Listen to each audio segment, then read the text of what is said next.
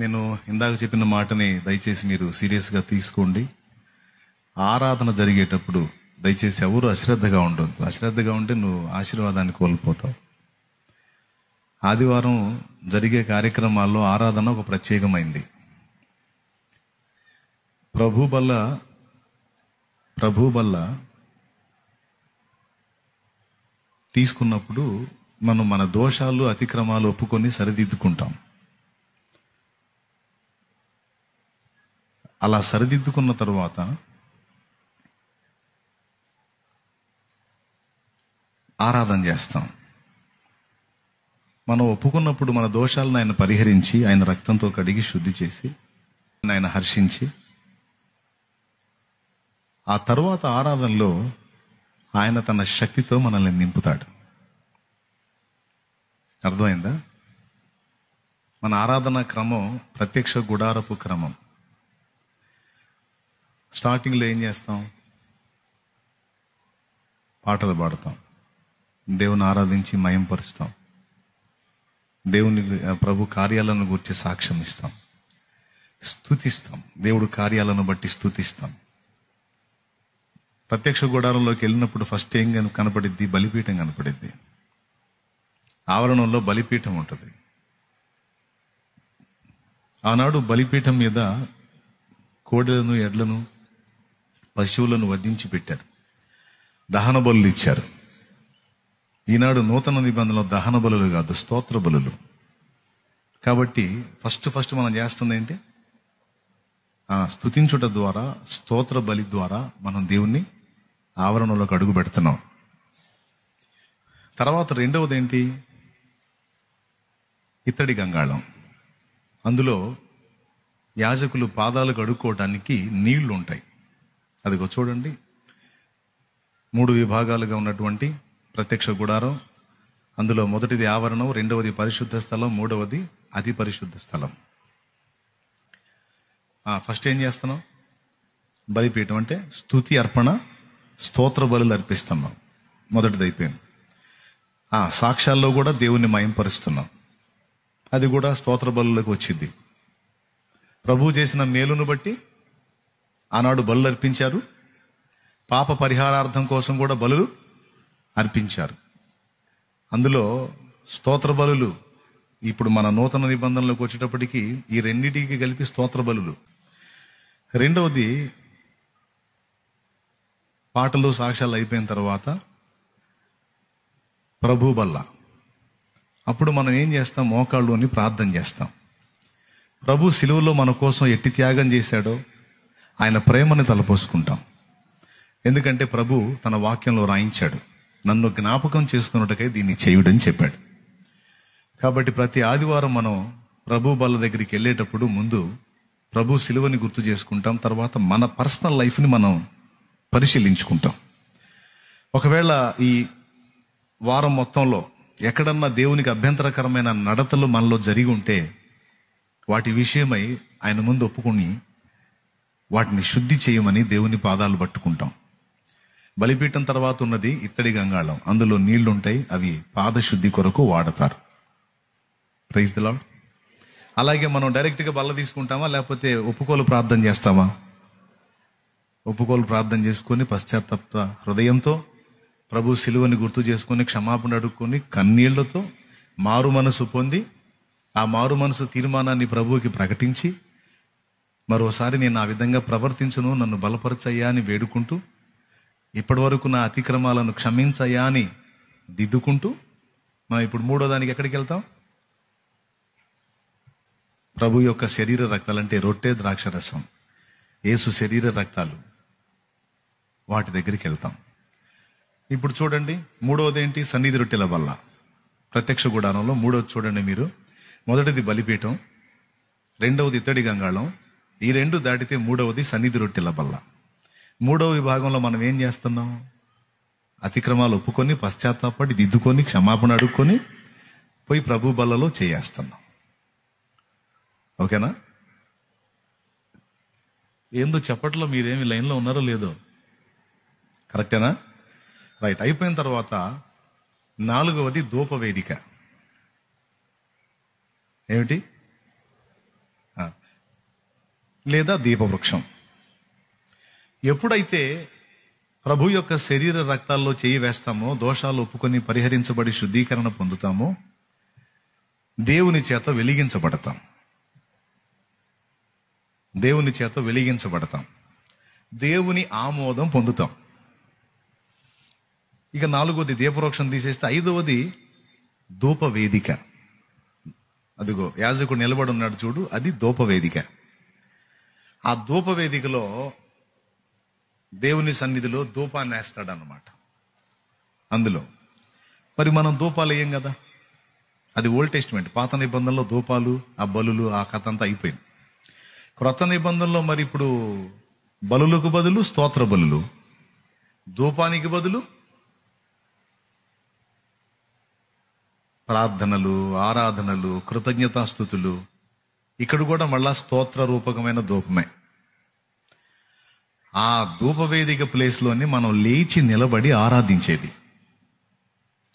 లేచి నిలబడి ఆరాధించేది 5వ పార్ట్, అంటే ధూపవేదిక ప్లేస్. మనమందరము లేచి దేవుని మనసారా సన్నుతించి ఆరాధించేటప్పుడు ఈ స్తుతి ధూపమై ఆయన దగ్గరికి వెళ్తుంది. ఇది క్రమం. స్తుతి ధూపమై ఎక్కడికి వెళ్తుంది? ఆయన దగ్గరికి వెళ్తుంది. ఎప్పుడైతే మనందరి స్తుతి, 2-3 కలిసి దేవుణ్ణి మహింపరిస్తేనే అక్కడ దేవుని సన్నిధికి వచ్చింది. అలాంటిది ఇన్ని వేల మందిగా మనమందరం కలిసి చేసేటువంటి స్తోత్ర ధ్వని, స్తోత్ర ఆరాధన, స్తుతి ధూపం దేవుని సన్నిధికి ఎగసి వెళుతుంది. వెళ్ళదంటానికి అనుమానం ఏం అక్కర్లేదు. నిజంగా వెళుతుందా అంటానికి డౌట్ ఏం అక్కర్లేదు. ఎందుకంటే ముందుగానే మనం బలిపీఠం దగ్గర చేయాల్సిన పని చేశాం, ఇత్తడి గంగాళం దగ్గర శుద్ధీకరణ పొందాం, ప్రభు శరీర రక్తాల్లో చేయి వేశాం, అక్కడ దేవుని చేత పరిశుద్ధపరచబడ్డాం, తర్వాత దేవుని చేత వెలిగింపును పొందాం. 5వదిగా దేవుని ఇప్పుడు ఆరాధిస్తున్నాం. దోషాలు కడుక్కోకుండా, ఒప్పుకోకుండా, శుద్ధీకరణ చేసుకోకుండా మనం ఆరాధించట్లా. లోపాలు ఒప్పుకొని, సరిదిద్దుకొని, సరిచూసుకొని, పరిశీలించుకొని, విమర్శించుకొని మారు మనసును ప్రకటించాం గనుక ఇక డౌట్ అవసరంలే. నేను మంచిదాన్ని కాదు, మంచోడిని కాదు, నేను ఆరాధిస్తే దేవుడి దగ్గరికి వెళ్ళిద్దా అని కొంతమందికి డౌట్. నువ్వు మంచోడివి కాదు, మంచిదానివి కాదు, మరి దేవుని పాదాల దగ్గరికి వచ్చి ఒప్పుకున్నావు కదా, సరిదిద్దుకున్నావు కదా, మారు మనసు పొందావు కదా, పశ్చాత్తాపడ్డావు కదా. ఆ పడినప్పుడు ఏమన్నాడు? మన అతిక్రమములను మనము ఆయన ఎదుట ఒప్పుకొనిన ఎడల ఆయన నమ్మదగిన వాడు, నీతిమంతుడు గనుక సమస్త దుర్నీతి నుండి మనలను పవిత్రులనుగా చేయనను. మరి నువ్వు ఒప్పుకున్నప్పుడు పవిత్రులుగా చేశాడా లేదా? కొంతమందికి నమ్మకం ఉండదు, చేశాడో లేదు అని. వదిలేశానులే అని నువ్వు పట్టుకుంటావేమో మనిషిగా, నీ తత్వం అది. కానీ దేవుడు పట్టుకోడు. వదిలేశాను పో అంటే ఇక మళ్ళీ ఎన్నటికీ జ్ఞాపకం చేసుకోడు. క్షమించాను పో అన్నాడంటే ఇక మరి ఎన్నడూ దాన్ని జ్ఞాపకం చేసుకోడు. దేవునికి స్తోత్రం కలుగును గాక. అర్థమైందా? మనం ఏం చేస్తాం? ఎవరన్నా మనల్ని తప్పు చేసిన వాళ్ళు క్షమించమని అడిగితే, అబ్బే నేను అప్పుడే మర్చిపోయాను అంటాం. కానీ మనం చచ్చిందాకా, వాడు చచ్చిందాకా మర్చిపోం. వాడు చచ్చిందా కూడా మనం బతుకుంటే మర్చిపోం. ఇది మానవ నైజం. కానీ దేవుడు అట్లాగా. ఒకసారి నువ్వు ఆయన దగ్గరకు వచ్చి నీ దోషాన్ని ఒప్పుకున్న తర్వాత, నీ అతిక్రమములు ఒప్పుకున్న తర్వాత, ఆ విషయమై పశ్చాత్తాపడి మారు మనసు పొందాను అని నువ్వు ప్రకటించిన తర్వాత మళ్ళా దాన్ని జ్ఞాపకం చేసుకోను అన్నాడు.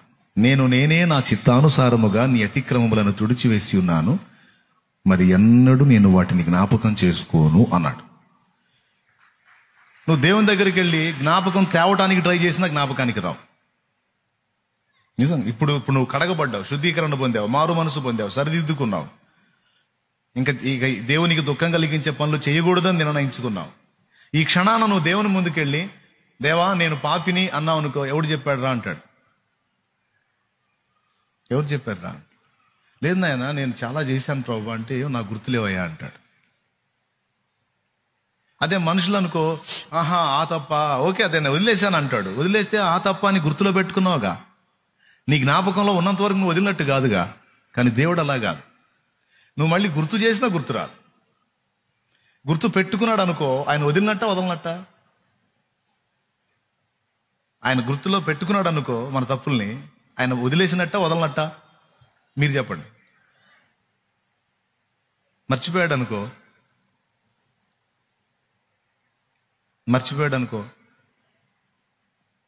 నువ్వు పోయి గుర్తు చేస్తావు. లేదు నాయన, నిన్న కూడా నేను తేడా పడ్డాను ప్రభువా, నిన్న కూడా నీకు ఇబ్బందికరంగా నడుచుకున్నాను తండ్రి అంటే, ఏమో నీ మొహం నువ్వు చెబుతున్నావు, నాకేం గుర్తు లేదు. ఇక అప్పుడు దూతలు వచ్చి చెప్పాలి నీకు, ప్రభు బల్ల దగ్గర ఒప్పుకున్నావుగా, మొత్తం క్షమించమని ఏడ్చావుగా, మారు మనసు పొందావుగా, ఇంకా చెయ్యకూడదు అని నిర్ణయించుకున్నావుగా, మళ్ళీ ఆయన గుర్తు చేస్తావు, ఎందుకు గుర్తు రావు? ఎప్పుడైతే తండ్రి నా దోషములు ఇవి అని నువ్వు ఒప్పుకున్నావో అప్పుడే వదిలేశాడు ఆయన. నీ దోషములను ఆయన తన వీపు వెనక, పడమటికి తూర్పు ఎంత ఎడముగానున్నదో మన అతిక్రమములను మనకు అంత ఎడముగా, పడమటికి తూర్పెంత ఎడమో పాపమునకు మనకునంత, పడమటికి తూర్పెంత ఎడమో పాపమునకు మనకునంత, ఎడము కలుగా చేసి ఉన్నాడు మన పాపములను, ఎడముగానే చేసి ఉన్నాడు. ఆ కారణము చే దేవ సంస్తుతి చెయ్యవే మనసా. కొంతమందికి దేవుడు క్షమించాడని నమ్మకం ఉండదు, అందుకే ఆరాధించేటప్పుడు కూడా ఈ అపరాధ భావం లోపల ఉంటుందిగా, నేను తేడా అని. ఈ ఆరాధించేటప్పుడు కూడా వేనోళ్ళకు వెళ్ళిద్దో లేదో దేవుడి దగ్గరికి ఇది, ఎందుకంటే నా అంత చండాలు పోడలేడు, నా అంత చండాలు మనిషి లేదు, నేను నన్ను అంత తేలిగ్గా దేవుడు క్షమించే అవకాశం అయితే లేదు. వీళ్ళు జడ్జ్ చేసుకుంటారు, దేవుడు కాదు, వీళ్ళు చేసుకుంటారు. యేసు రక్తం కడగలేని పాపం ఏదన్నా ఉందా? ప్రతి ఘోర పాపమును కడుగును మన యేసయ్య రక్తము. కాబట్టి యేసు రక్తమును ఆశ్రయించినప్పుడే నువ్వు కడగబడ్డావు, శుద్ధీకరణ పొందావు. ఈ క్షణాన్ని నేను ఎట్ట చూస్తున్నాడో తెలుసా దేవుడు? కొన్ని నిమిషాలకు ముందు మనం ఘోరపాపి అని పాడాం, కానీ ఈ క్షణాన్ని నేను ఎట్ట చూస్తున్నాడో తెలుసా? పరిశుద్ధుడు, పరిశుద్ధురాలు అని చూస్తున్నాడు ఆయన. నిజం.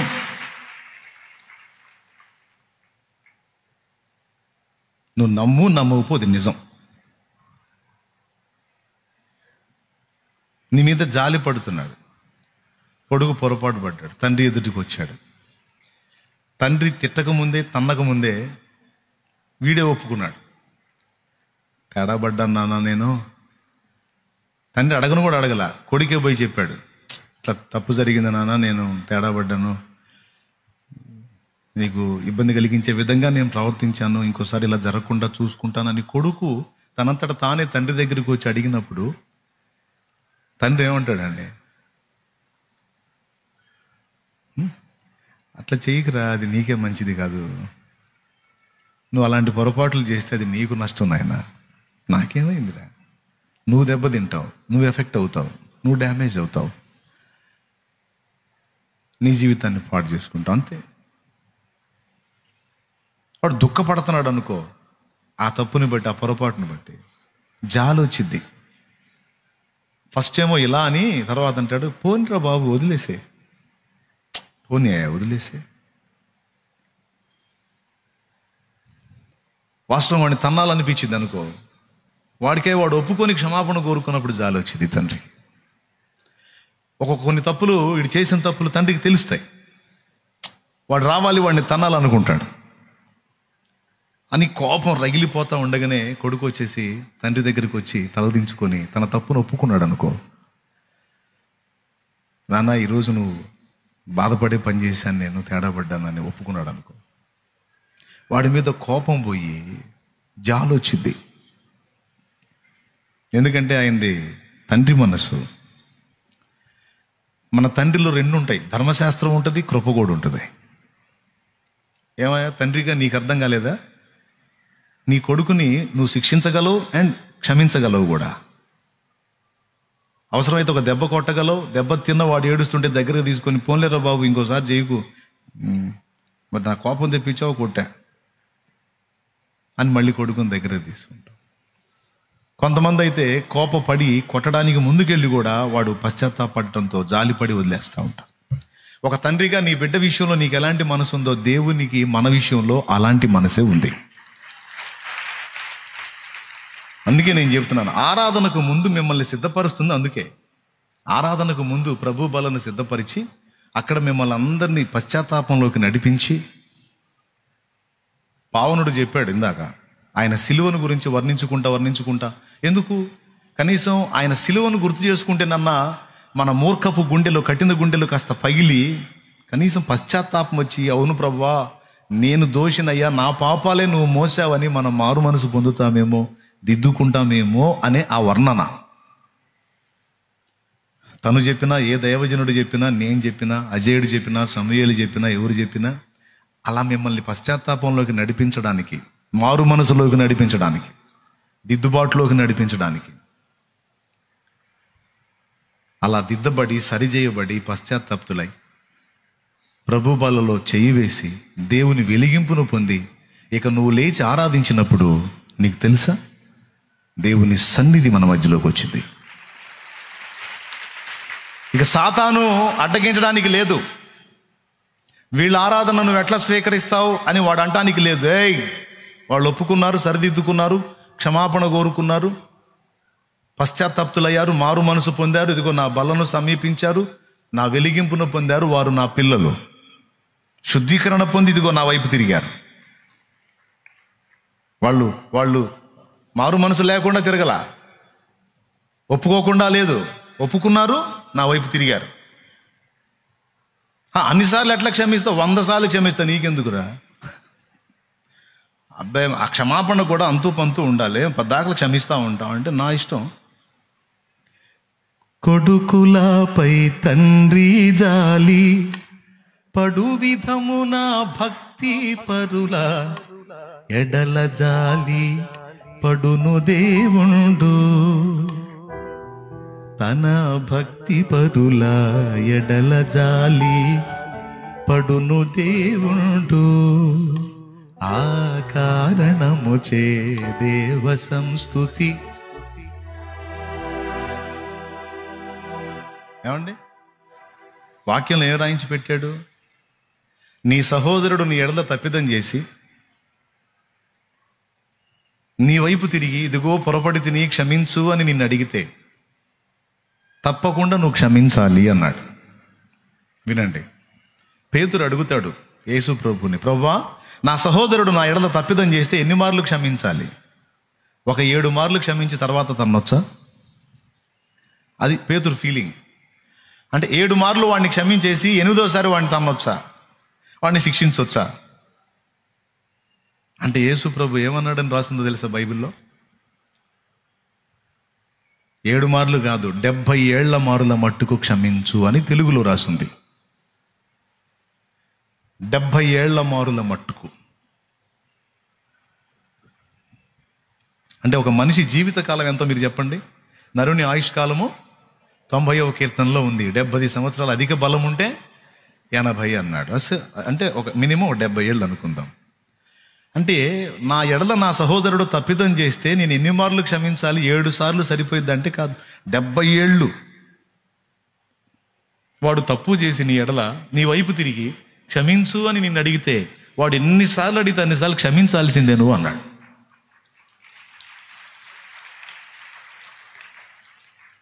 దేవునికి స్తోత్రం. అంటే దాన్ని ఆటగా తీసుకుంటాడేమో వాడు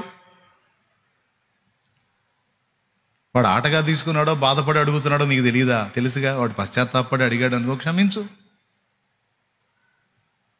వాడు బాధపడి పశ్చాత్తాపడి అయ్యా నేను తేడా పడ్డాను అన్నాడు అనుకో, పోనీ అను, పర్లే పోరాను. ఇలా మనల్ని క్షమించమని మనకు చెప్పిన ప్రభు ఆయనను క్షమాపణ వేడుకున్నప్పుడు మనల్ని క్షమించడా? చెప్పండి, ఏమన్నా రాసుందా? ఇన్ని మార్ల మట్టుకే బైబిల్లో, ఇన్ని మార్ల మట్టుకే దేవుడు నిన్ను క్షమిస్తాడు, తర్వాత నిన్ను క్షమించడని ఒక సంఖ్య ఏమైనా ఉందా? కానీ దేవుడు క్షమించువాడు కదా అని దాన్ని ఆధారంగా తీసుకొని పదే పదే పదే పదే మనం తప్పు పని చేస్తున్నాం అనుకో, తప్పు చేసి ఆటగా దేవునికి వెళ్ళి తిరిగి క్షమించయ్యా అన్నాం అనుకో, దేవుడు క్షమిస్తాడు. కానీ నువ్వు ఏ పాపంతో ఆటలాడుతున్నావో అది నిన్ను పట్టుకుంటుంది. నీకు అర్థమైందా?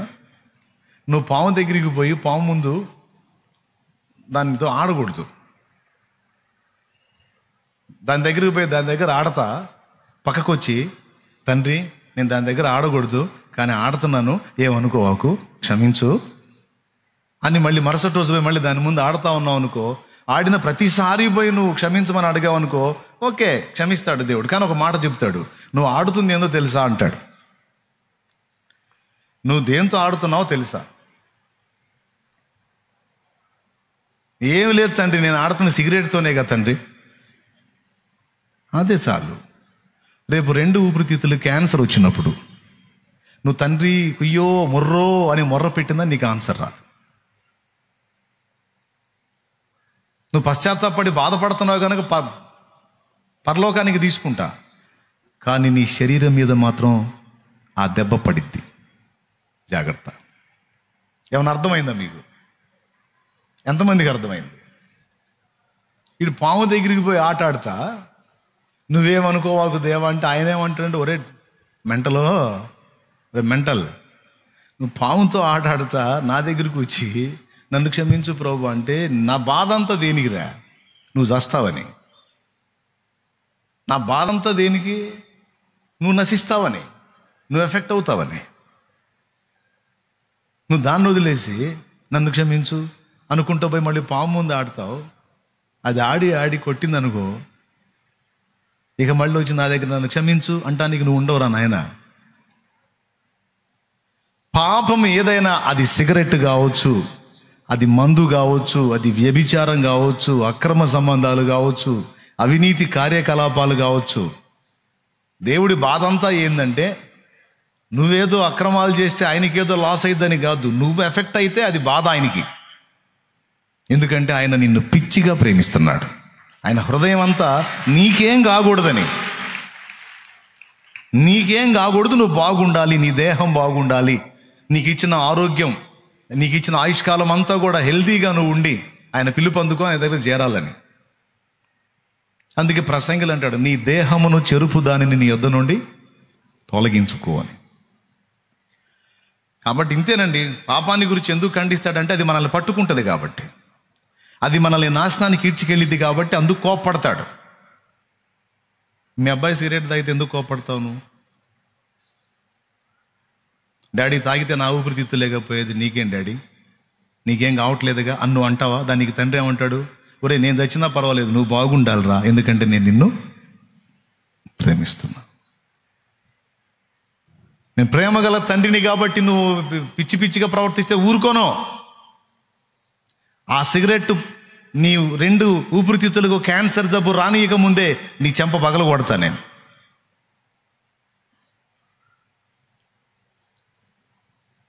ఆ సిగరెట్ తెగ తాగుతున్నావు కదా ఆ సిగరెట్ నీ 2 ఊపిరితిత్తులను నాశనం చేయకముందే నీ చెంప పగల కొట్టాలి నేను, లేకపోతే సస్తావు నువ్వు.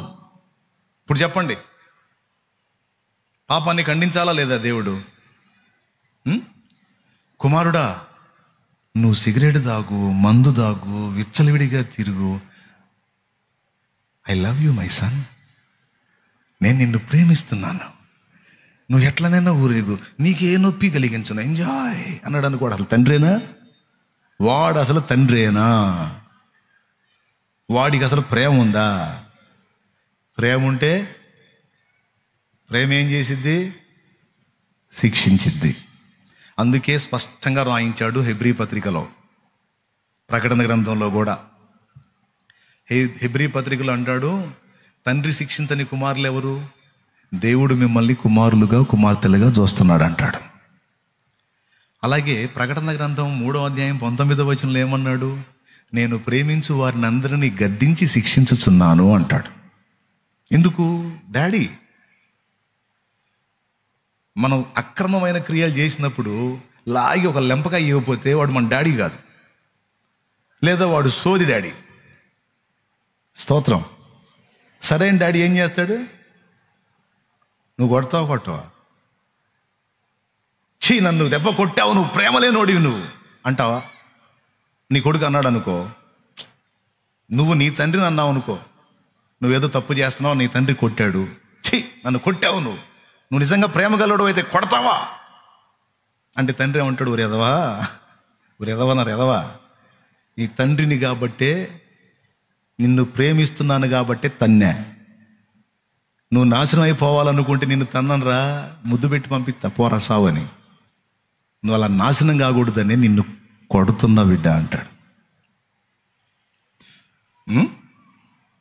బైబిల్లో చెప్పాడు, నేను ప్రేమించు వారిని అందరినీ గద్దించి శిక్షించుచున్నా. ప్రేమగా చెప్తాడు. వినండియా మాస్టర్లు వినండి బాగా. ప్రేమగా చెప్తాడు, వద్దు బేట, ఆయన ఒప్పుకున్నప్పుడు నేను క్షమించారా నాయన, నువ్వు క్షమించా, కానీ నువ్వు మళ్ళీ అదే చేస్తే నిన్ను నాశనం చేసిద్దిరా, అది నీకు తెలియదురా, నా మాటినయ్యా. ఆ సోదేమో మనకి వినపడి సాగదు. అంతేనండి. అందుకే దేవుడు గద్దించినా కోపగించినా, ఎందుకంటే మనకు నష్టం కలగకూడదని. ఆయన నిజంగా మనల్ని ప్రేమిస్తున్నాడు, ప్రాణం కంటే ఎక్కువగా ప్రేమిస్తున్నాడు కనుక ఆయన కోప్పడినా న్యాయం ఉంది.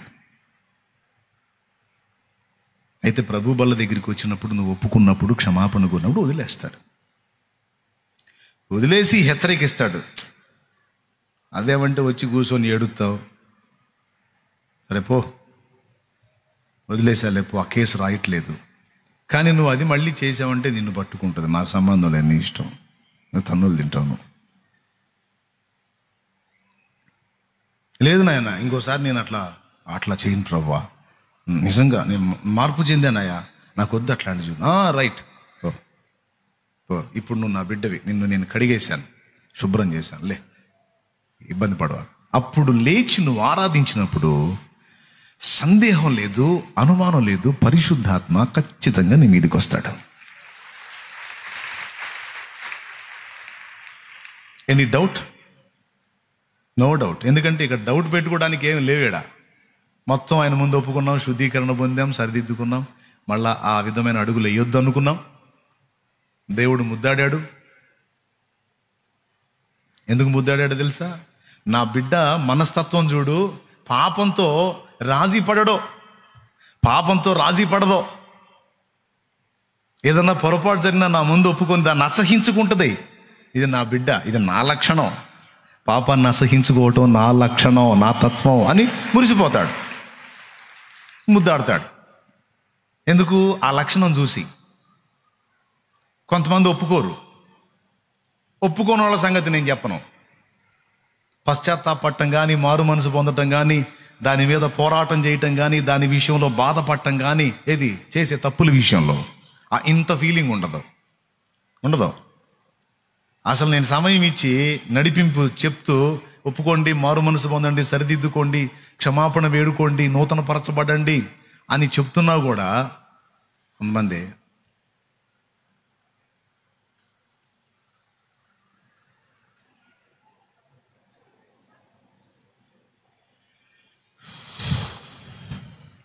ఈ ఫీలింగ్స్ అన్నీ ఏంటో తెలుసా? కానీ రా నాయన తొందరగా ఇయ్యా, మేము తీసుకుంటామని ఫీలింగ్ అన్నమాట. నాదేం పోయింది? ఇస్తా, తీసుకున్న తర్వాత తన్నులు పడతాయి. ఇందువలననే మీరు అనేకులు బలహీనలు, రోగులై ఉన్నారు చాలామంది. అందుకే నేను మర్యాదగా ఒప్పించి జాగ్రత్త అన్ని సిద్ధపరిచి, ఈ విధంగా నేను చెప్పినప్పుడు ప్రభు బల్లకు యోగ్యంగా సిద్ధపడి అందులో చెయ్యి వేసి తర్వాత నువ్వు లేచి ఆరాధించినప్పుడు, నేను ఖచ్చితంగా చెప్తున్నా, దేవుని శక్తి దిగొస్తుంది, పరిశుద్ధాత్మ అభిషేకం వస్తుంది, దేవుని ఆత్మ మన మీదికి బలముగా దిగి వచ్చే అవకాశం ఉంది. నువ్వు రోగం పాలయ్యావు, నువ్వు బలహీనతకు గురయ్యావు, ఏ కారణం, ఏ పాపాన్ని బట్టి నీకు ఆ బలహీనత వచ్చిందో దాన్ని ఒప్పుకున్నావు, క్షమాపణ కోరుకున్నావు, దేవుని సన్నిధిలో పశ్చాత్తాపడి మారు మనసు పొంది దేవుని దగ్గర దిద్దుకున్నావు, ఇప్పుడు లేచి ఆరాధిస్తున్నావు. అప్పుడు ఆ పాపమునకు ప్రతిగా వచ్చినటువంటి బలహీనత ఏదైతే ఉందో ఈ ఆరాధనలో ఆ క్షణాన స్వస్థత వచ్చింది. బంధకాలు తెగిపోతాయి. నీ ఆత్మ బలం కోసం నువ్వు అడుగుతున్న ఆ బలం ఏదో దేవుని ఆత్మ నీ మీదికి పంపుతాడు. పరిశుద్ధాత్మ నిన్ను మళ్ళా వారమునకు సిద్ధపరుస్తాడు. మైండ్కి ఎక్కుతుందా నేను చెప్పేది? మళ్ళా వారం రోజులు నువ్వు లోకంలో తిరిగి రావాలి. మళ్ళా వారం రోజులు మళ్ళా లోకంలో సైతాను సమూహం మధ్యలో, బలహీనతల మధ్యలో, పాపుల మధ్యలో, చెడుతనం నిండిపోయినటువంటి లోకంలో 6 రోజులు బతకాలి తమ్ముడు నువ్వు బయటికి పోయి. 6 రోజులు బతకాలి చెల్లెమ్మా నువ్వు బయటికి పోయి. నీ చుట్టూ ఉన్న సమాజం, నీ చుట్టూ ఉన్న వ్యక్తులు, నీ చుట్టూ ఉన్న ప్రపంచం అంతా కూడా కుళ్ళిపోయి ఉంది. అలాంటి మనుషుల మధ్యలోనికి వెళ్ళి మళ్ళీ జయించుకొని మళ్ళీ ఆదివారం నువ్వు ఇక్కడ కూర్చోవాలంటే ఖచ్చితంగా పరిశుద్ధాత్మ బలం నీకు ఇవ్వకపోతే నీ వల్ల కాదు. పరిశుద్ధాత్మ ఎప్పటికప్పుడు నిన్ను ఇలాగా నింపుతూ నీ దీపాన్ని వెలిగిస్తుండటం వల్లనే ఇక్కడ నువ్వు మళ్ళీ వచ్చి కూర్చోగలుగుతున్నావు. చాలామంది దీపాలు ఆరిపోయినాయి, చాలామంది దీపాలు ఆర్పేసుకున్నారు. ఒకప్పటి ఆత్మీయులు, ఒకప్పుడు దేవుని సన్నిధి వదిలిపెట్టకుండా కాచుకున్న వాళ్ళు నేను చెప్పినటువంటి అభిషేకాన్ని నిర్లక్ష్యం చేసిన కారణం చేత దీపాలు ఆరిపోయిన వాళ్ళలాగా బలహీన పడిపోయారు. కానీ ఎన్ని ఆటుపోట్లు ఎదురైనా, ఎన్ని రకాల శోధనలు ఎదురైనా మళ్ళా వారానికల్లా వచ్చి నువ్వు ఇక్కడ కూర్చోగలుగుతున్నావంటే ఎప్పటికప్పుడు శక్తి నీకు సరఫరా అవుతుంది దేవుని ఆత్మ ద్వారా. అది జరుగుతుంది. అది మా నాన్న దేవుడిని నమ్మలా, ఎన్నోసార్లు చెప్పా, మళ్ళీ చెప్తున్నాను. కొంతమందికి కళ్ళారా చూస్తే కానీ నమ్మకాలు కలగవు. మా అమ్మ పోడు తట్టుకోలేక చర్చికి పోయాడు. పిల్లలంతా దేవుడిని నమ్ముకుంటే నువ్వేందయ్యో అని సోదిత్తుందని చర్చికి పోయాడు. ఏ ఒప్పందంతో అంటే నేను దమ్ము కొడతా, ఆపనంటే వస్తా, అది ఒప్పందం. సుబ్బారావు వింటున్నావా? స్తోత్రం. నేను దమ్ము కొడతా, ఆపను అంటే వస్తా. మళ్ళా చర్చిలకి వెళ్ళిన తర్వాత ఈ మౌనుకోవాలి అని ముచ్చట్లు చెబితే నా వల్ల కాదు. అంటే నాకు చెప్పింది ఇట్లా అంటా, సరే ఏం కాదు పా, నీ ముందు తీసుకెళ్ళు అన్నా. తీసుకెళ్ళింది మందిరానికి మా అమ్మ. పోయి కూర్చున్నాడు. ఈ ఆరాధనకు వచ్చారంతా, పాటలు అయిపోయినాయి, మిగిలిన కార్యక్రమాలు అయిపోయినాయి, ఆరాధన. ఈ ఆరాధన సమయంలో ఆయన కొత్త కదా, ఏం అర్థమైద్ది? కొత్తగా చర్చికి వచ్చినోడికి ఏమైనా అర్థమైద్దా? ఇప్పుడు మీలో కొంతమంది కొత్త వాళ్ళని తీసుకొచ్చారు. కూటమి నాకు ఇంటికి పోయేటప్పుడు అడుగు, ఏం అర్థమైందిరా నీకంటే, ఏం అర్థమైంది? ఏమో కానీ మొత్తానికి బాగానే ఉంది అంటారు తప్ప ఏం చెప్పరు. బాగున్నోడు బాగుంది అంటాడు, బాగలేనోడేమో షూరి ఎట్ట కూర్చుంటున్నారు నాయన, వాడిందిరా నాయన 2 గంటలు సాగు కొడుతున్నాడు అంటాడు ఒక్కొక్కడు. నడుములు పోయినరా నాయన అంటాడు. అర్థమైనోడేమో మొత్తానికి ఏదో కొన్ని అర్థం అవుతున్నాయి కానీ పర్లా, ఏం అర్థమైందంటే ఇప్పుడేగా వచ్చింది ఏం చెబుతాం అంటాడు. అట్లాగా ఆయన పోయి కూర్చున్నాడు. పాపం కొత్త 1 వారం 2 వారాలు 3వ వారంలో ఈ ఆరాధన సమయంలో క్లిక్ అయ్యాడు. అందరూ ఆరాధన చేసుకోవడానికి రెడీ అయ్యి సిద్ధమై దేవుని మయంపరుస్తూ ఆరాధనలో లీనం అవుతుంటే ఈయనకేం ఆలోచన కలిగింది, బయటికి పోయి ఒక దమ్ము కొట్టొద్దాం అనుకున్నాడు.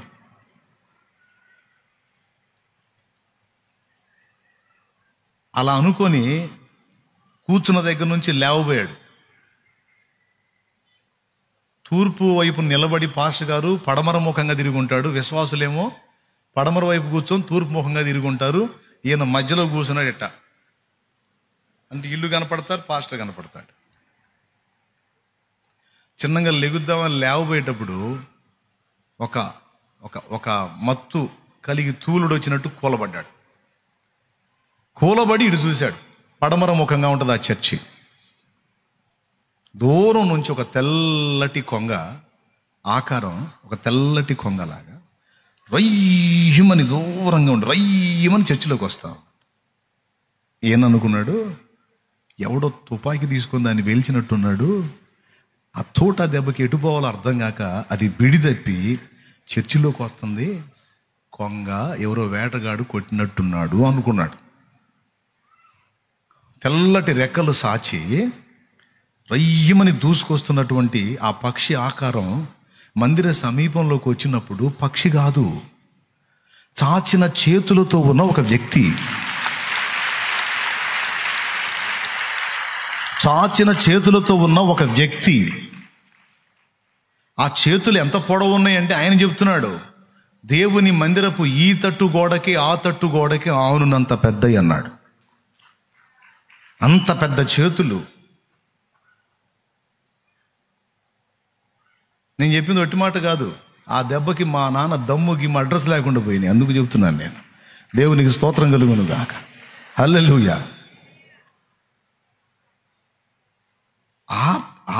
ఆ వచ్చిన పక్షి అనుకున్నాడు, పక్షి కాదు, పక్షి ఆకారంలో కనపడ్డాడు. అలాగ వచ్చేసి తీరా మందిరావణంలోకి వచ్చినప్పుడు తెల్లని వస్త్రములు ధరించి చాచిన చేతులతో ఉన్న ఒక వ్యక్తి. ఆయన మందిరంలో ఉన్నటువంటి వ్యక్తులందరి తలల మీద ఆ చేతిని స్పర్శిస్తూ ఉన్నాడట.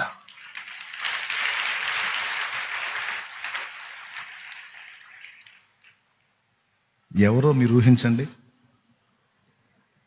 ఎవరి ఆగమనం కోసం మనం ఆరాధిస్తున్నామో, ఎవరిని పంపమని మనం యేసయ్యని వేడుకుంటున్నామో, పరలోక తండ్రిని వేడుకుంటున్నామో ఆయనే ఆయన. యేసు మీదికి పావురాకారంతో దిగొచ్చాడు కదా. ఎప్పటికప్పుడు మనకి బలాన్ని అందించి మనల్ని బ్రతికిస్తున్న వాడెవరు? పరిశుద్ధాత్మ. ఈ భూమి మీద మన దీపాలు ఇంకా ఆరిపోకుండా వెలుగుతున్నాయంటే ఆ నూనె పోస్తున్నటువంటి వ్యక్తి ఎవరో తెలుసా? పరిశుద్ధాత్మ దేవుడు. ఆయన ప్రత్యక్షత కలిగింది. ఆయనకి బిత్తరపోయాడు. అందరినీ స్పర్శించారు. రయ్యమని వచ్చేసాడు మందిరంలోకి. ఆరాధన జరుగుతుంది. అందరినీ టచ్ చేసి అందరినీ స్పర్శించి మధ్యలో అదృశ్యమయ్యాడు. దర్శనం ఉన్న వాళ్ళకి నేను చెప్పేది నిజమో కాదో అర్థమైంది.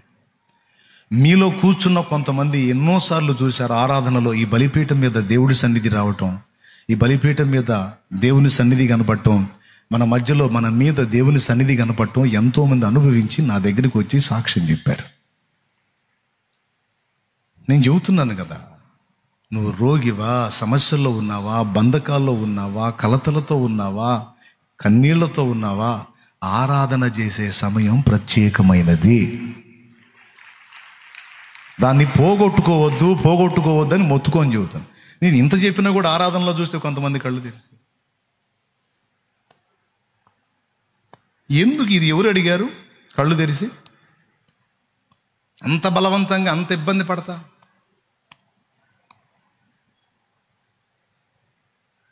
తరువాయి భాగం ఏంది ఇది?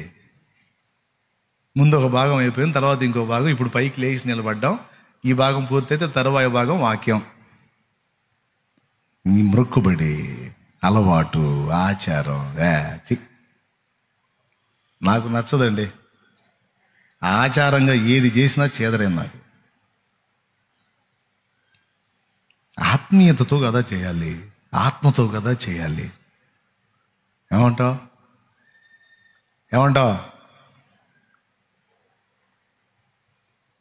అందరిని అబ్జర్వ్ చేస్తాను నేను. ఎవరు లీనమయ్యారు, ఎవరు దేవునితో కనెక్ట్ అయ్యారు. చక్కగా ఇక్కడుండి అలా నడిపించే పని అయితే నేను హాయిగా ఆరాధించుకుందును. కొన్ని సంవత్సరాలుగా నాకు అవకాశం లేదు. నేను నడిపించడం, మీ మోకాలు చూడడం సరిపోయింది. మీరు దేవుణ్ణి కలుసుకుంటున్నారో లేదో, దేవుని చేత తాకబడుతున్నారో లేదో, పరిశుద్ధాత్మ స్పర్శను పొందారో లేదని ఇది చూసుకొని సరిపోయింది. అందుకే ఒక్కోసారి ఏడుచుకుంటా కూర్చొని, దీనికంటే అసలు నేను విశ్వాసిగా ఉన్నప్పుడే బాగుంది కదా ప్రభువా. భక్తులు ఆరాధించేవాళ్ళు, నేను లీనమై కన్నీళ్లు గార్చి ప్రార్థన చేసుకొని నిన్ను మయంపరుచుకొని నీ స్పర్శను అనుభవించేవాడిని.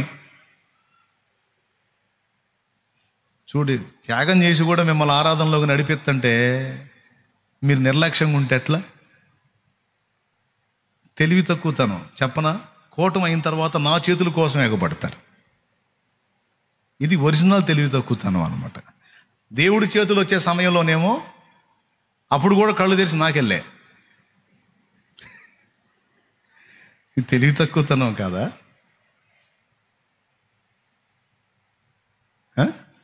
నా ముఖం చూస్తే నీకేమన్నా ప్రయోజనం ఉందా? స్వస్థత వచ్చిద్దా? ఏమన్నా వెలుగు వచ్చిద్దా? బాగుపడతావా? అభిషేకం ఏమన్నా వచ్చిద్దా అని ఎక్కడన్నా రాసుందా? దైవజనుల ముఖము చూచుచూ ఉండుడి. వాడు ఆరాధన చేస్తున్నా సరే మీరు వాని ముఖమే చూచుచూ ఉండుడి, అప్పుడు మీకు అభిషేకం వచ్చిన ఎక్కడ ఒక రెఫరెన్స్ ఉంటే చూపించండి. పొరపాటును కూడా రాదు. నేను నడిపించినట్లు మీరు ఆరాధనలో లీనమైతే ఆయన బలమైన హస్తాలు నీ మీదకి వస్తాయి. ఆయన శక్తి నీ మీదికి దిగొచ్చి ఆయన ఆరాధనలో ఉన్నప్పుడు నువ్వు తాకబడ్డావు అనుకో, ఇక నువ్వు కోటం షెడ్ వెనక నువ్వు క్యూ కట్టాల్సిన అవసరంలా. నాకు ఇక్కడ జబ్బు ఉంది, నాకు ఏడ బలహీనత ఉంది, నాకు ఎడలాగుతుంది, నాకు గోడ పోతుంది, నాకు ఇవన్నీ చెప్పాల్సిన అవసరంలా. శుభ్రంగా క్లీన్ అయిపోయి పోతావు. నువ్వు ఇంటికి నువ్వు ఇటు రావు, అటు పోతావు. ఎందుకు? ఒక ముద్ద తినటానికి. స్తోత్రం. నువ్వు వెనక క్యూ కట్టుకునే పరిస్థితి ఎందుకు వచ్చింది నీకు? ఆరాధన నిర్లక్ష్యం చేస్తున్నావు నువ్వు. ఆరాధన చేసేవాళ్ళు కూడా చాలాసార్లు చెప్పాను నేను, ఆరాధన చాలా జాగ్రత్తగా చేయాలి, ఆత్మతో చేయాలి, ఆత్మీయతతో ఉండాలి. అప్పుడు దేవుని పరిశుద్ధాత్మ మనందరినీ స్పర్శించటం అనేది జరిగింది. బైబిల్ గ్రంథంలో దీనికి అనేక రెఫరెన్స్లు ఉన్నాయి. కొంతమంది రాజులు యుద్ధానికి వెళ్ళి యుద్ధం చేయకుండానే సత్య పరిస్థితి వచ్చింది. ఎందుకంటే వాళ్ళకి అక్కడ నీళ్లు ఉండవు. అప్పుడు ఒక రాజు ఇంకో రాజుతో అంటాడు, ఈ కష్టకాలంలో మళ్ళీ బయట వేయాలంటే దైవజనుడు కావాలి, యెహోవా ప్రవక్త ఎవరైనా ఉన్నారా అని అడుగుతాడు. ఏలియా చేతుల మీద నీళ్లు పోయిచు వచ్చిన ఎలీషానే ప్రవక్త ఉన్నాడు, పద అని పోతారు. ఎలీషా దగ్గరికి పోతారు. పోయి అడుగుతారు, అయ్యా యుద్ధానికి వచ్చాం, పోటు పొడుద్దామని. పోటు పొడవక ముందే చచ్చేటట్టున్నాం, ఎందుకంటే నీళ్లు లేక ఇట్లా అయిపోయాం, దయచేసి మాకు నీళ్లు దొరికే మార్గం చూపించమని అడుగుతారు. అప్పుడు ఎలీషా ఏమంటాడు తెలుసా? యెహోవా సెలవిచ్చినది ఏమనగా అనడో, వీణ వాయించగల మనుషుని ఒకని నా దగ్గరకు తీసుకురండి అంటాడు. అప్పుడు వీణ వాయించేవాడిని ఒకరిని తీసుకొచ్చి ఆయన ముందు కూర్చోబెడితే వాడు వీణ వాయిస్తూ ఉంటే ఈయన ఆరాధించడం మొదలు పెడతాడు. ఆయన ఆరాధిస్తున్నప్పుడు ఇప్పుడు సమస్యలో ఉన్న వాళ్ళందరూ ఆరాధించాలిగా. సమస్యలో ఉన్న వాళ్ళందరూ ఆరాధించాలా లేదా? వాళ్ళు ఆరాధిస్తూ ఉంటారు, ఈయన ఆరాధిస్తూ ఉంటాడు. ఆరాధించి ఈయన మౌనం అయిపోతాడు. వాళ్ళు ఆరాధిస్తూ ఉంటారు, వీణ మోగుతూ ఉంటుంది. ఈయన మౌనం ఎప్పుడైతే అయిపోయాడో వాళ్ళు చిన్నగా ఆరాధిస్తూ ఉంటారు కదా, వాళ్ళు కూడా చిన్నగా సైలెంట్ అవుతూ ఉంటే సడన్గా దైవజనుడు తన వాక్కుని వెల్లడ చేస్తాడు. యెహోవా సెలవిచ్చినదేమనగా, ఎప్పుడు ఆరాధన జరిగినప్పుడు, స్తుతి యాగము జరిగినప్పుడు, వీణ వాయిస్తూ దేవుని మహిమపరుస్తూ దేవుని కీర్తిస్తూ సన్నుతిస్తూ ప్రస్తుతిస్తూ ఉన్నప్పుడు పరిశుద్ధాత్మ దైవజనుడి మీదకి ఆయన శక్తి పరిశుద్ధాత్మ దిగొచ్చినప్పుడు యెహోవా సెలవిచ్చినదేమనగా అని ఆయన ప్రవచించడం మొదలుపెట్టాడు.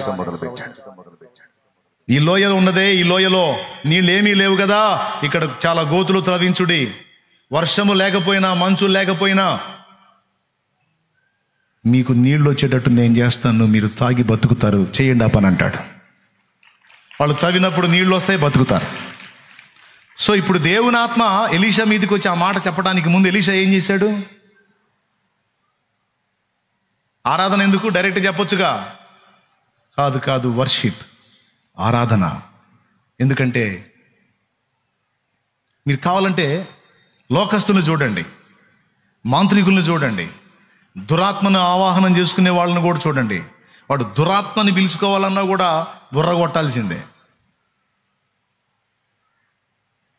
ఏమన్నా అర్థమైందని నేను చెప్పింది? దేవుని పరిశుద్ధాత్మ మన మీదకి వచ్చినట్లు మనం ఆరాధించవలసి ఉన్నది. ఆరాధించినప్పుడు, ఆత్మతో మనం ఆరాధించినప్పుడు నిశ్చయంగా దేవుని పరిశుద్ధాత్మ మన మీదికి దిగి రావటం జరిగిద్ది. అలా జరిగినప్పుడు మనం అనుభవిస్తున్న బంధకాలలో నుంచి మనకు విడుదల వచ్చిద్ది. మనం కలిగి ఉన్న ప్రశ్నలకు సమాధానం వచ్చిద్ది. మనం కలిగి ఉన్న బలహీనతల నుండి స్వస్థత వచ్చిద్ది. మనం కలిగి ఉన్నటువంటి వేదనల నుంచి విడుదల వచ్చింది. అందుకు మళ్ళీ చెప్తున్నాను, ఎప్పుడు ఎన్నడూ ఆరాధనను నిర్లక్ష్యం చెయ్యవద్దు. నేను ఒక పక్క చెబుతూ ఉంటాను, మరో పక్కన వదిలేస్తూ ఉంటారు మీలో కొంతమంది అని నేను అనుకోనను. సీరియస్గా తీసుకుంటారని నేను నమ్ముతాను. ఇప్పుడే కాదు, మీరు ఒకవేళ నలుగురుగా ఇంటి దగ్గర కూడుకున్నా కూడా చక్కగా తలుపులు వేసుకొని కిటికీలు కూడా బంద్ చేసి పడేసి, ఎందుకంటే మన సౌండ్ పక్కోటికి ఇరిటేషన్గా ఉండకూడదు కదా. తలుపులు కిటికీలు కూడా వేసి పడేసి అవసరం అయితే చక్కగా పాడుతూ ఆరాధిస్తూ దేవుని మయంపరచండి. దేవుని ప్రసన్నత, దేవుని అభిషేకం మీరు అనుభవించకపోతే ఇప్పుడు అడగండి. ప్రైజ్ ది లార్డ్, హల్లెలూయా. తాకబడే సమయం పోగొట్టుకొని వెనక వచ్చి నిలబడుతున్నారు పిచ్చోళ్ళు. మంచి అవకాశం కదా. ఇప్పుడు ఎలా ఉందో తెలుసా, మళ్ళీ ఒకసారి ఆరాధించాలనిపిస్తుంది నాకు. నిజంగా ఎందుకులే, మళ్ళీ టైం చాలదు, అందుకని వదిలేస్తున్నాను. ఆరాధిద్దామంటే లెగుద్దా, ఇబ్బంది ఏముంది, మళ్ళీ ఒకసారి ఆరాధించుకుందామా?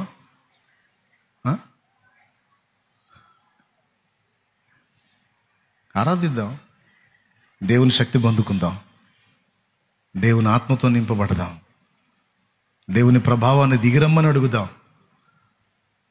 అడుగుదామా? మరి లేండి, ఒకసారి పైకి లేచి నిలబడండి.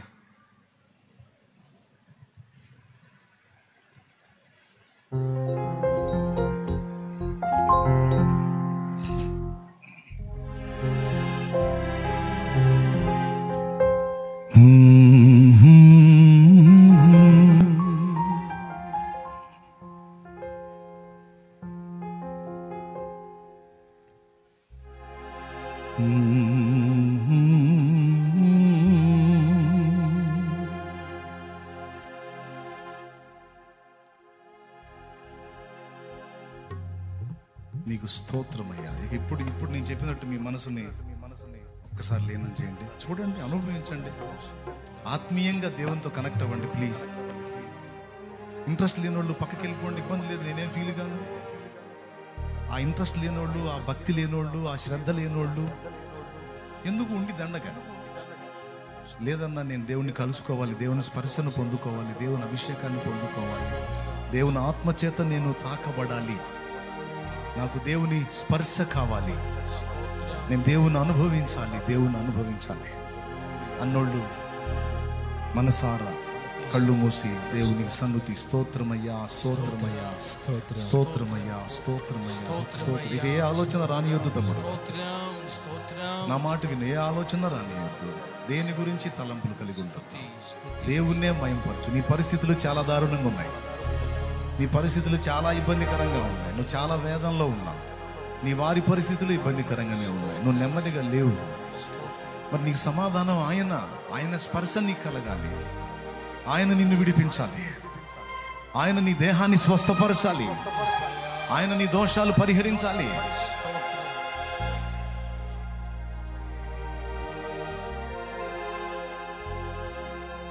మనసారా స్తోత్రము, స్తోత్రము, స్తోత్రము, స్తోత్రము. ఇక నేను చూస్తున్నాను అనుకోవద్దు, నేను కూడా పట్టించుకోను. నువ్వే మనసారా యేసయ్యా, యేసయ్యా నాతో మాట్లాడావు తండ్రి, నన్ను తాకు, నన్ను స్పర్శించు, నన్ను ముట్టు, నన్ను బాగు చేయి, నన్ను బలపరచు, నాలో ఉన్న ఈ వీక్నెస్ తొలగించు, నాలో ఈ వీక్నెస్ ఉంది, ఇది తీసివేయి.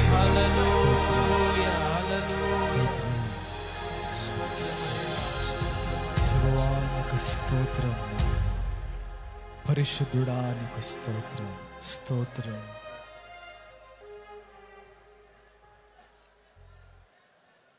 లార్డ్, అదిగో నీ బిడ్డల ఆర్తధ్వని, అదిగో నీ బిడ్డల స్తుతి ప్రభు, అదిగో ఆత్మతో వారు వేస్తున్నటువంటి స్తుతి కేకలదిగో నా ప్రభు.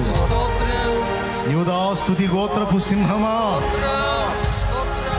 యూదా స్తుతి గోత్రపు సింహమా, అదిగో నీ పిల్లల ఆర్తధ్వని, స్తుతి స్తుతి స్తుతి స్తుతి స్తుతి కేకలదిగో. ఇదిగో ఇవి ఆత్మతో వేస్తున్న కేకలు ప్రభువా.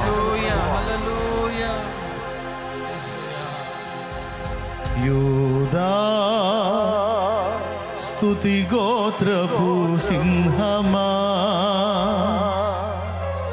యేసయ్యా నాత్మీయ ప్రగతిని స్వాధీనమా నీవే కదా నా ఆరాధనా ఆరాధనా స్తుతి ఆరాధనా ఆరాధనా స్తుతి ఆరాధనా నీవే కదా నా ఆరాధనా ఆరాధనా స్తుతి ఆరాధనా ఆరాధనా స్తుతి ఆరాధనా యూదా స్తుతి గోత్రపు సింహమా యేసయ్యా నా ఆత్మీయ ప్రగతిని స్వాధీనమా నీవే కదా నా ఆరాధనా ఆరాధనా స్తుతి ఆరాధనా ఆరాధనా స్తుతి ఆరాధనా నీ ప్రజల నెమ్మదికై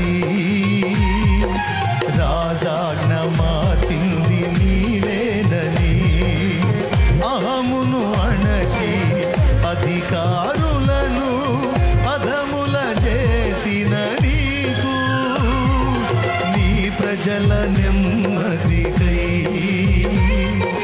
రాజాజ్ఞ మార్చింది నీవేనని అహమును అణచి అధికారులను అధముల చేసిన నీకు అసాధ్యమైనది ఏమున్నది అసాధ్యమైనది ఏమున్నది అసాధ్యమైనది ఏమున్నది అసాధ్యమైనది ఏమున్నది యూదా స్తుతి గోత్రపు సింహమా యేసయ్యా నా ఆత్మీయ ప్రగతిని స్వాధీనమా నీవే కదా నా ఆరాధనా ఆరాధనా స్తుతి ఆరాధనా నీవే కదా మా ఆరాధనా ఆరాధనా కడగబడిన నీ పిల్లలు పరిశుద్ధపరచబడిన నీ పిల్లలు కన్నీళ్లలో ఉన్న నీ పిల్లలు వ్యాధి బాధలలో ఉన్న నీ పిల్లలు కష్టాలలో ఉన్న నీ పిల్లల స్తుతి అదిగో నీ పరిశుద్ధాత్మను పంపు నీ అభిషేకాన్ని పంపు నీ బిడ్డల్ని ఒక్కసారి సంధించు నీ దర్శనం వారికి చూపించు నీ ప్రసన్నత వాళ్ళు అనుభవించాలి నీ చేతి స్పర్శ వాళ్ళకి అర్థం కావాలి మాకు అర్థం కావాలి ఆరాధన నీకు ఆరాధన నీ నీతి కిరణాలకై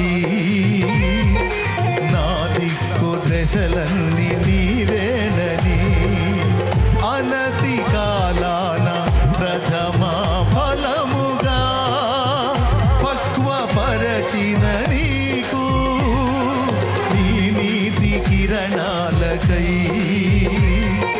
నా దిక్కు దశలన్నీ నీవేనని అనతి కాలాన ప్రథమ ఫలముగా పక్వపరచిన నీకు అసాధ్యమైనది ఏమున్నది అసాధ్యమైనది ఏమున్నది అసాధ్యమైనది ఏమున్నది అసాధ్యమైనది ఏమున్నది యూదా స్తుతి గోత్రపు సింహమా యేసయ్యా నా ఆత్మీయ ప్రగతిని స్వాధీనమా నీవే కదా నా ఆరాధనా ఆరాధనా స్తుతి ఆరాధనా ఆరాధనా స్తుతి ఆరాధనా నీ వారసత్వముకై నా జయము కోరింది నీవేనని అత్యున్నతమైన సింహాసనమును నాకిచ్చుటలో నీకు నీ వారసత్వముకై నా జయము వారసులము, నీవేనని నీ పిల్లలము, అత్యున్నతమైన నువ్వు ఏర్పరచుకున్న నీ పిల్లలము, సింహాసనమును రక్తము పెట్టి నువ్వు కొన్న నీ పిల్లలము. నాకిచ్చుటలో నీకు అసాధ్యమైనది ఏమున్నది, అసాధ్యమైనది ఏమున్నది, అసాధ్యమైనది ఏమున్నది, అసాధ్యమైనది ఏమున్నది.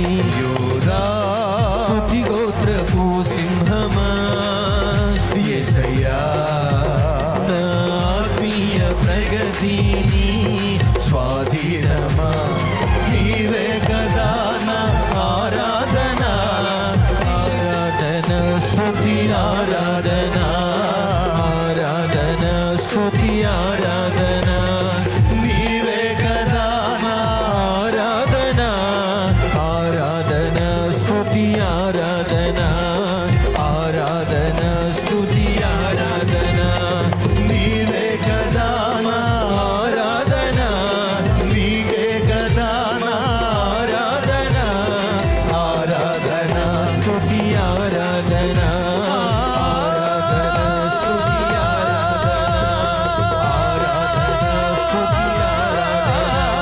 ఆరాధన స్తుతి ఆరాధన, యేసయ్యా, స్తుతి ఆరాధన, స్తుతి ఆరాధన, స్తుతి స్తుతి స్తుతి స్తుతి స్తుతి. హల్లెలూయా హల్లెలూయా హల్లెలూయా. దేవా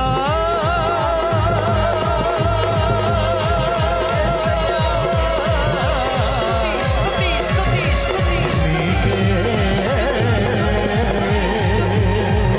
హల్లెలూయా. స్తుతి ఆరాధన, పరిశుద్ధాత్మ దేవునికి ఆరాధన,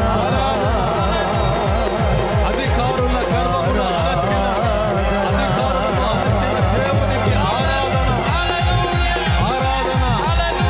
నీ బిడ్డలను స్వస్థపరచు, నీ బిడ్డలను బాగు చేయి, వారిని శోధించే దయ్యముల నుంచి వారిని విడిపించు, వారిని పీడించే దురాత్మ మాంత్రిక శక్తుల నుండి యేసు నామములో విడుదల, స్తుతి స్తుతి దుష్ట ప్రభావం నుండి, అపవిత్రాత్మల నుండి, అపవిత్ర క్రియల నుండి, చెడు క్రియల నుండి, హల్లెలూయా. సమస్త బలహీనతల నుండి స్తుతి స్తుతి విడుదల విడుదల విడుదల విడుదల విడుదల.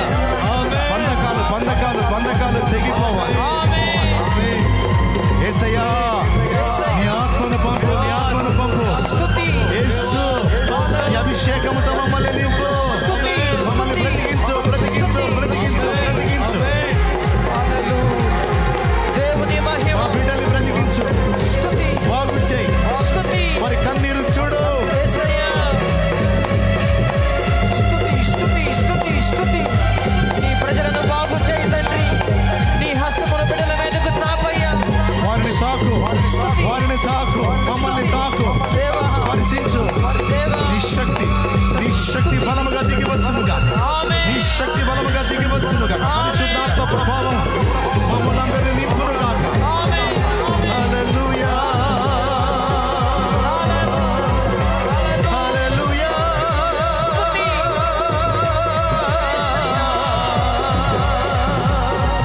దేవుని మహిమ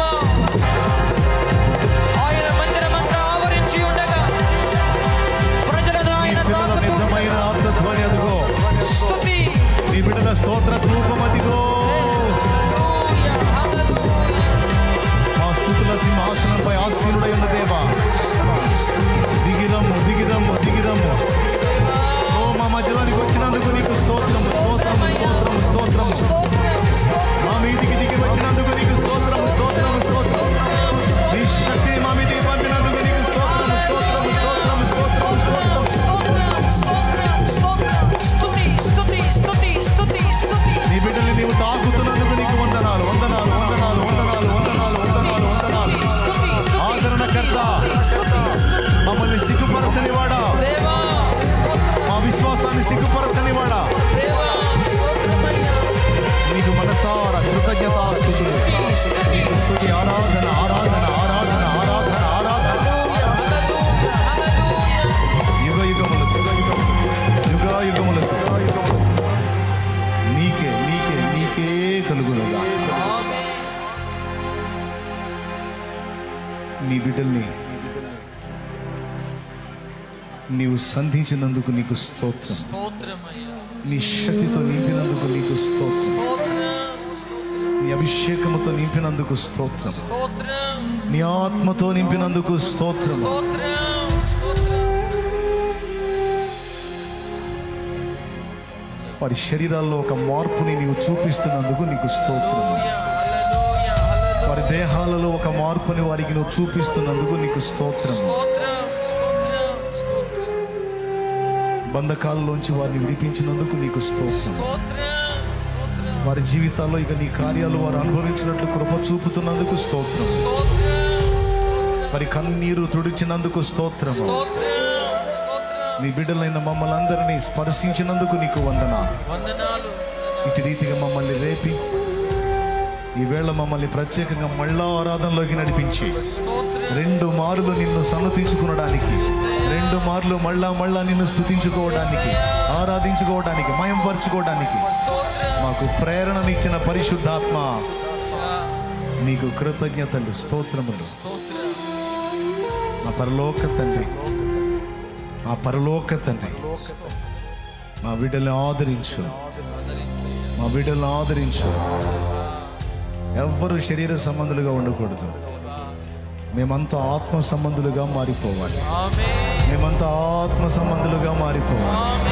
మేమంతా ఆత్మ సంబంధులుగా మారిపోవాలి. ఆమేన్. మేమంతా ఆత్మ సంబంధులుగా మారిపోవాలి. ఆమేన్. మాలో ఉన్న శరీర క్రియలను నశింపచేయి. మాలో ఉన్న శరీరాశ, నేత్రాశ, జీవపుడంబాలను నాశనం చేయి.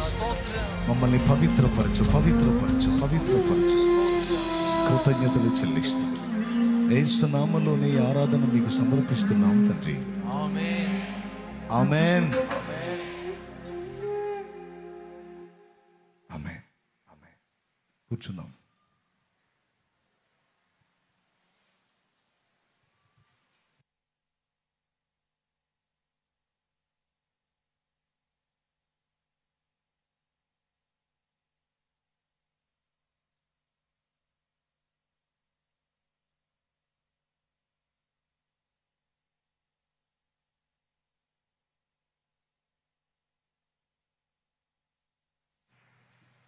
ఇప్పుడు నాకు తృప్తిగా ఉంది.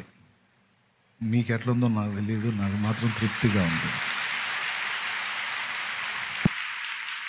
ఎందుకంటే మీరు అందరు నిజంగా ఆరాధించారు. మీరు అటు ఇటు చూడలేదు, దిక్కులు చూడలేదు, మీ మనసుని దేవునికి కనెక్ట్ చేశారు. ఖచ్చితంగా మీ దేహాల్లో, మీ జీవితాల్లో ఇప్పుడు కార్యం జరిగింది. ఇది నా శక్తి మీద ఆధారపడి నేను చెప్పట్లా, నేను ఆయన శక్తి మీద ఆధారపడి చెప్తున్నా. ఎంతోమంది రిపోర్ట్స్ మారిపోయినాయి. ఆరాధనలో రిపోర్ట్స్ మారిపోయినాయి. ఆదివారం నిలబడి సాక్ష్యాలు చెప్తారు కదా ఇక్కడ చాలామంది. లేకపోతే నేను పెద్ద బలవంతుడై మారినాయా, వాళ్ళ జీవితాల్లో కార్యాలు జరిగినాయా? అది నా బలమా? అది నా శక్తే? నేను నేర్పేది ఒకటే, దేవుని యొద్ద నుండి మీరు బలం పొందాలి. మీరు నా యొద్ద నుండి కాదు, నా దేవుని యొద్ద నుండి డైరెక్ట్గా పొందాలి బలం.